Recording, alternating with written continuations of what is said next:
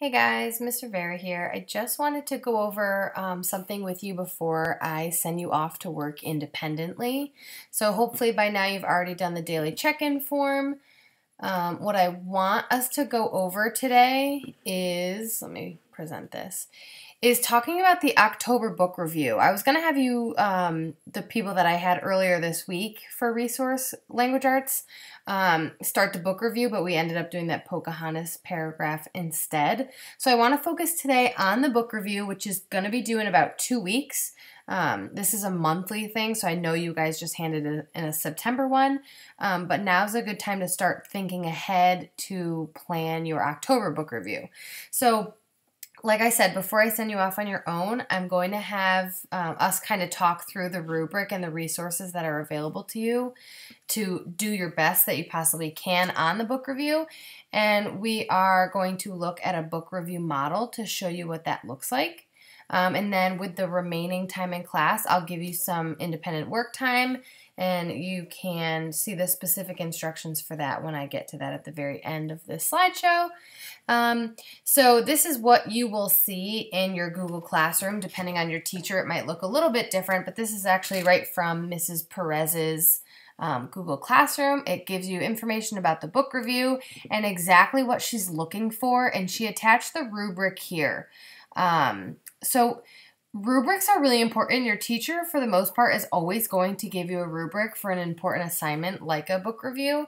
And it's important for you to look at that rubric before you start planning your review and what you're actually writing, because you want to know what your teacher expects from you so that you do exactly what they want and you don't kind of go off on a tangent, or you don't miss something really important and then end up losing points that that you could have earned very easily by checking with the rubric first. So we're going to check the rubric before we start our outline. So here's what the rubric looks like. And rubrics are formatted usually all the same way. Over here in the left column are the things that she's grading you for. This next column here is the highest point value that you want to earn, and mastery just means that you totally have a handle on what they're asking you to do. Approaching expectations is the next column, so you can earn 3 points if you score in this section. That just means that you have a good handle on it, but there's some room for you to grow. And the needs improvement column is if you got that score for one of the sections, it's definitely something that you'd want to look back on and see how you can do stronger the next time. But like I said, the goal is to get 4 points because that's the highest point value. And I'll read through these in a second. But the 4 things that your language arts teacher is going to be grading you on, and the first one is the easiest for sure, is just a proper heading. So they want you to make sure you include the title that's formatted correctly, and I'll show you that when we look at the example, the author's name, and the dates that you read the book. So sorry about that. The bulk of your points is the actual review. So where you're writing about at least 3 ideas. She lists the ideas here. They're also listed on the organizer that we're going to take a look at, but you could write about what you like or dislike about the book, the theme, personal connections, text connections, character analysis, character relationships, setting, symbolism, craft, key quotes, predictions, update, age, interest, recommendation, social issues, anything under the sun that you can, you think you could write a paragraph about, that would be great. So this section is worth 8 points. That's why it says ×2. She wants to make sure that your book review, your critique, has actual thoughtful responses and reactions to the novel. You're not just listing a bunch of things that happened in the book. Your language arts teacher wants you to react to the themes, the author intent, the craft, the subject or social issues involved in the book, how well it's written, and the overall successes and failures of the book from your point of view. After you choose the 3 ideas that you want to talk about, you have to make sure that you have evidence. A lot of the people that turn these in for September lost points in this category because they weren't able to do these things here. And this is what we're looking for specifically, is that you're using character names. You're using specific details and examples from the text. You can even use direct quotes and cite the page number. That would be a good idea too. The writer reveals key elements of the plot without giving away the ending or too much to distract a future reader, because you do want to recommend these books to people without giving the plot away. And the last thing that they're grading you for is spelling and mechanics. The spelling portion should be relatively simple because you are typing these. You should be able to spell check them pretty easily. And mechanics is like capitalizing character names and putting periods and having complete sentences, things like that. So those are the 4 things that you're being graded on and what we're looking at. And we'll see that, how it looks as a final product when I show you that in a second.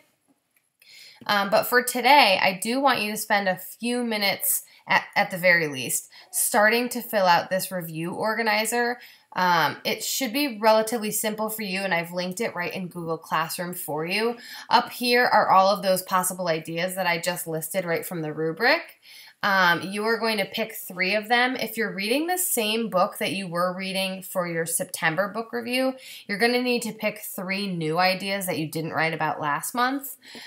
So you're going to pick your 3 and you're going to write them in each of these boxes. So if you choose theme, you'll write theme in the first idea box. If you choose symbolism, you'll write that in the next idea box, and so on. Once you have your idea down, you're going to look back in your book for evidence from the story. So you're going to want direct quotes or examples, specific things that happened in the book that you're going to be able to talk about once you start turning this organizer into your complete sentence final draft. So I'm going to pull up, this is what your organizer looks like, and I've linked this. It's just called Use This, so that it was simple for you to find. I am going to sign into Google Classroom. I'm going to sign into Miss Perez's so that I can show you where you can find this assignment. Hold on one second. Oops. I'm in a lot of classrooms, so hold on one sec. Let's go to Miss Perez, A block. So if you go to classwork, scroll down to reading record and book reviews, you can look right here. It says October book review, and she has all of these things linked for you. And the organizer is right here, but I'd rather you use the organizer that I posted because it's a little more easy to use.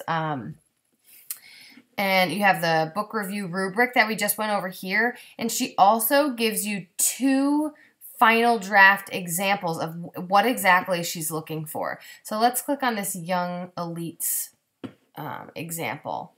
So she has that heading right here. So this is the title of her book right here. This is her author, and this is the dates that she read the book. She also put in just a little blurb here about how she came across the book. So if somebody recommended the book to you and you want to write that at the top, that's a good idea. And then you can see she very clearly, if I can scroll, my mouse is not working. She very clearly picked 4 ideas because you need at least 3, and she picked 4. She went a little above and beyond what you needed to do, which is not a bad idea either. So she picked genre she wanted to talk about. She wanted to talk about the background, action that takes place, and she gave an audience recommendation.